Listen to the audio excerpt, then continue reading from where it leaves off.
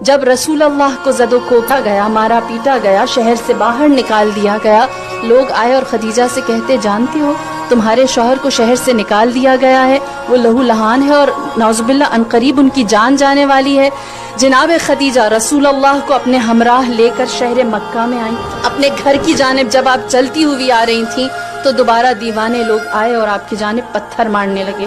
جناب خدیجہ یہ اس زمانے کی خاتون تھی جہاں آپ سب جانتے ہیں عورت کی وقعت کیا تھی، اونٹ پر قربان ہو جاتی تھی 100 عورتیں۔ ایک سرخ اونٹ کی قیمت کیا تھی؟ 100 عورتیں بطور کنیز۔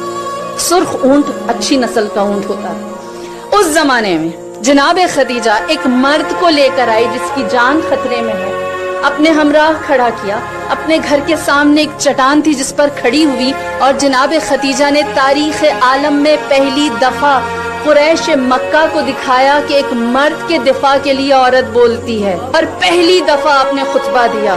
آپ اس چٹان پر کھڑی ہوئی اور آپ نے فرمایا اے لوگو تمہاری حیا کہاں چلی گئی؟ اسی دروازے پر تم قطار بنا کر کھڑے ہوتے تھے اور مجھ سے قرض مانگتے تھے اور میں بے نیازی سے تمہیں دیتی تھی، آج تم عربوں کی حیا ختم ہو گئی، تم اسی دروازے پر ہاتھ پہ پتھر لے کر آ گئے ہو۔ یہ وہ موقع تھا جہاں ابو جہل و ابو لہب جیسوں نے دیکھا خدیجہ کو اتنی طاقت محمد نے کیسے دی کہ آج یہ ہماری آنکھوں میں آنکھیں ڈال کر بات کرتی ہے۔